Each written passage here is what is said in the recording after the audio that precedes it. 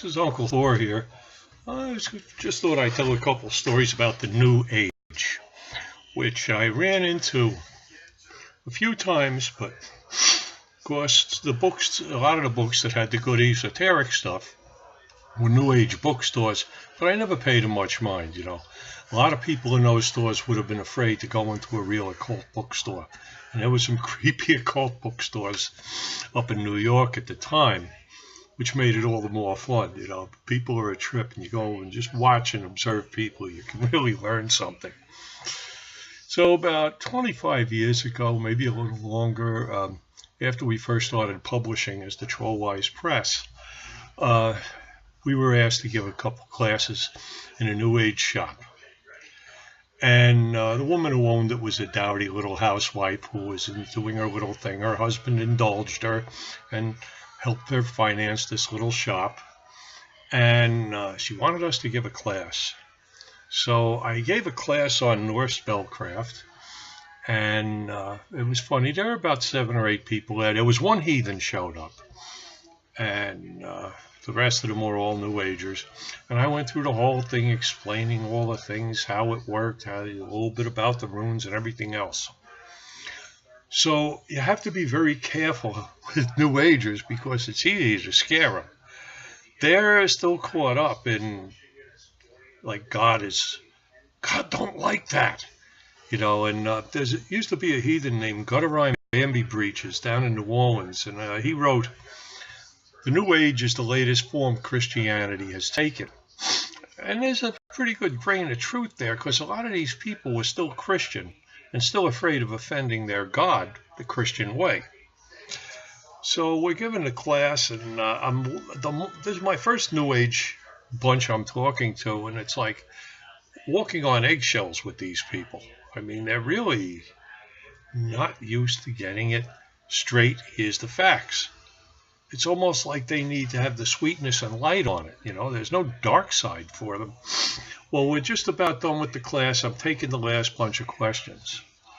And this one old bag raises her hand and says, "Well, what about forgiveness? What do you think of forgiveness?"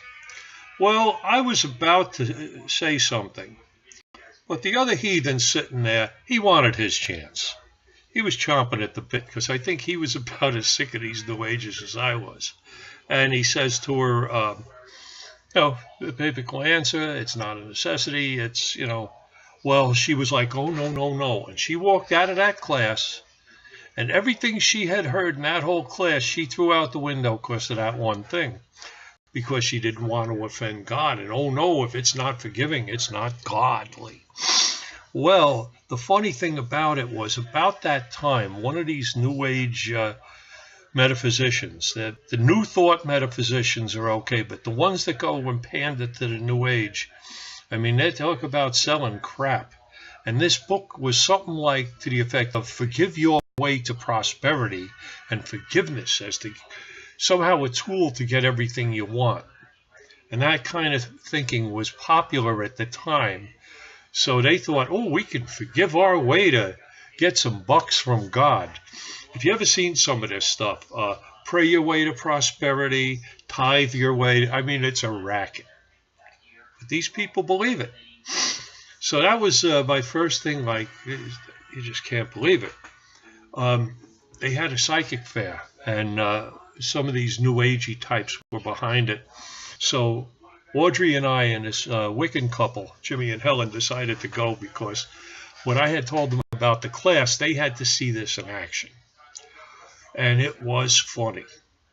And this guy, Jimmy, just had so much fun. Whenever we went, they were having speakers giving little seminars and lectures in the one room. And Jimmy just couldn't wait. He loved jamming them up with questions, I just sat back and enjoyed the show, but there was one woman came up with her Egyptian blue flame ritual. And she had this pot and some candles and stuff and a picture of her spiritual guru, who was some skinny Indian guy in a poorly fitting suit. I says, oh, this is going to be funny. And basically what you do, you write your intentions, you light them up and you throw them in the pot. You write them on paper. Light them up with the candle, throw them in a pot, and poof, oh boy, the magic's going to work for you. Well, I was laughing so hard, she was offended, but Jimmy just sailed into it, you know. It was funny. And then we come out and we see the tarot readers, and there were 2 or 3 of them. They literally had to have that piece of cloth, you know, what comes when you buy the fancy tarot decks, and you get the deck of cards and a little book, and you get a little cloth thing that marks the position of the cards. We just looked at each other. So anyway, me being of the more, malicious kraut type of person, you know, that little piece of me came up. Now, there's something called making an artificial elemental. I won't get into it. It's it could be it could be useful. It can be a dirty trick. So I made one and imaged it as in the shape of a nasty little teddy bear to cause some mischief, and just let it loose in the room. About a half hour later, but oh, it was funny. So one of the New Age old bags lived right in our apartment complex. Crazy lady named Dorothy, and this woman was like from 27 asteroids southeast of the planet Pluto. Tells us one day she sees things in the street, she sees aliens and all. You know, yeah, right, aliens are going to be walking down New Dorp Lane in Staten Island. Yeah. You know, you think I'm going to believe that? I got a good deal for you on a bridge in Brooklyn. So anyway, she had this group she belonged to, and they wanted me to give a talk on the runes. And the guy arranging it was some chiropractor. Now, I talked to him, and he was one of these guys trying to make like he was artsy, with the artsy voice, which sounded more like a bad imitation of a stereotype gay guy, you know what I mean? It was really, that guy was a trip. So I said, you know, it's $20, and then the usual thing, you split 50-50. Well, he went and sent a thing around saying it was $9, and he was going to keep the whole take.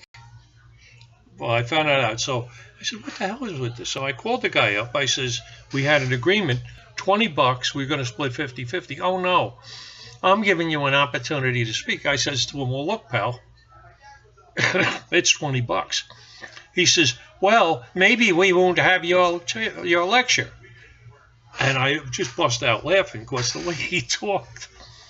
I guess that's how these New Agers are. They're so dying to speak and be heard that they would have said, oh, no, I'll do what you want. I says, okay, pal, we won't have the talk, you know. Well, that's it. I says, yeah, that's it. And I hung up. I turned to my wife. I says, oh, this guy's a trip. Well, anyway, this Dorothy, after that, wouldn't talk to us at all. Would act like we weren't there. So we just kind of laughed that off. But she had a following, people who came to her for readings and advice. And these were these dowdy young housewives, you know, in their late 20s, early 30s. And they'd, with this real needy look, and they'd be lined up like outside her apartment. And, you know, we had to go past there to go to the parking lot. And like once or twice a week, there'd be 2 or 3 of them waiting there. And they all had that same needy, desperate look. Now, I remember saying to Audrey, I says, don't anybody, and I told a couple of them, don't anybody tell anybody, these people, that, you know, what I'm into, because I don't want them coming my way. You know, you're trying to deal with New Agers. I mean, my God, you don't say the right thing and their feelings are hurt. Oh, but my interpretations I got through intuition, you know. I tell them, too bad, that's not how it works, you know. And so those are some of my adventures with the New Age, and it is kind of funny because those people are just unbelievable. You know, modern man, modern woman in search of common sense. Well, that's the one thing they don't have, and people can really profit from it. So thought you might have a few laughs, and this is Uncle Thor signing out.